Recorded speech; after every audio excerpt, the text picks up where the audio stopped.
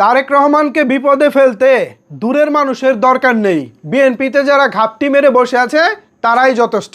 তা না হলে তারেক রহমান যে বিভিন্ন জেলায় যাচ্ছে, বিভিন্ন বিভাগে যাচ্ছে, সেখানকার স্থানীয় আপডেটগুলো তারেক রহমান জানেন না কেন? তারেক রহমান কুমিল্লায় গিয়ে বলতেছে কুমিল্লা তিনি ইপিজেড চালু করবেন, অথচ কুমিল্লায় ইপিজেড চালু হয়েছে 2001 সালে। এরপর তারেক রহমান যশোরে গিয়ে বলতেছে সেখানে তিনি বন্ধ থাকা চিনি কল চালু করবেন, অথচ যশোরে কোনো চিনি কলই ছিল না। বন্ধ বা পুরনো বা নতুন কখনো ছিলই না, সেটাকে বন্ধ থাকা চালু করবেন কিভাবে?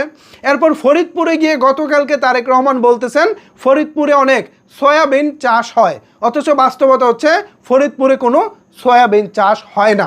তারপর তারেক রহমান চট্টগ্রামে গিয়ে বলতেছেন চট্টগ্রামকে তিনি বাণিজ্যিক রাজধানী করবেন, অথচ চট্টগ্রামকে বাণিজ্যিক রাজধানী বিএনপি সরকার 2001 সালেই করে দিয়েছেন।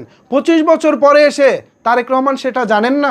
এরকম বেশ কিছু জেলায়, বেশ কিছু জায়গায় তারেক রহমান গিয়েছেন এবং সেখানে তিনি যে প্রতিশ্রুতিগুলো দিচ্ছেন সেগুলো হয় অলরেডি হয়ে গেছে, অথবা সেই প্রতিশ্রুতিগুলোর কোনো অস্তিত্ব উক্ত জেলা কিংবা বিভাগে নেই। এই যে এক একটা জেলা সম্পর্কে তারেক রহমান জানেন না, তারেক রহমান অবগত নন, এর ব্যর্থতার দায়টা আসলে কার?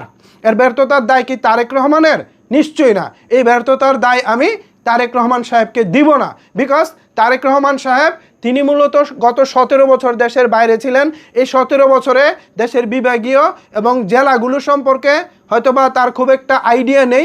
বাট এই যে তারেক রহমানের সাথে বিভিন্ন গাড়ি বহরে করে যেসব নেতাকর্মী তার সঙ্গে বিভিন্ন জেলা ভিজিট করতেছেন, তাদের তো নিশ্চয়ই উক্ত এলাকাগুলো সম্পর্কে একটু গবেষণা করা উচিত ছিল, একটু রিসার্চ করা উচিত ছিল।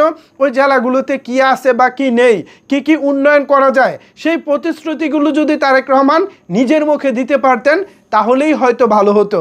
কিন্তু বড় বড় বিভাগীয় শহরগুলোতে তারেক রহমান যাচ্ছেন বটে, বাট তিনি যে প্রতিশ্রুতিগুলো দিচ্ছেন হয় সেগুলো অনেক আগে অলরেডি হয়ে গেছে, অথবা যেগুলো তিনি বলতেছেন সেগুলোর কোনো অস্তিত্বই নেই। এই যে তারেক রহমানের এই বক্তব্যগুলো শুনে সাধারণ মানুষজন তাকে দেখে হাসতেছে, তার বিভিন্ন কন্টেন্টের নিচে হাহারি এক পড়তেছে, এর দায়ভার আসলে কে নেবে?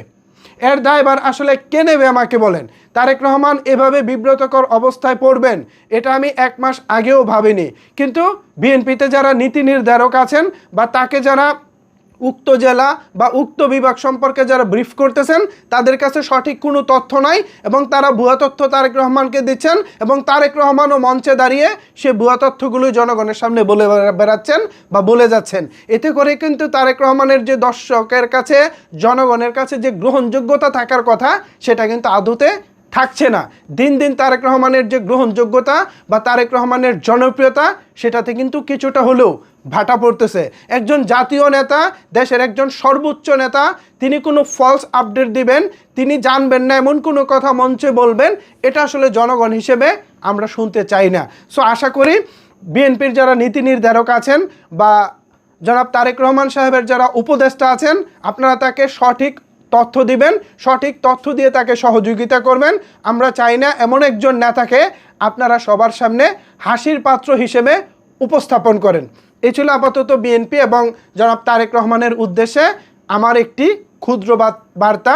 তো এই বিষয়ে দর্শক ভিউয়ার্স আপনাদের মতামত কি ভাবছেন আপনারা? তারেক রহমানকে এরকম বিব্রতকর অবস্থায় ফেলে কারা আসলে কোনো স্বার্থ হাসিল করতে চাচ্ছে কিনা, এ বিষয়ে কি আপনারা কিছু ভাবছেন কিনা জানাতে পারেন আপনার মতামত নিচের কমেন্টস বক্সে।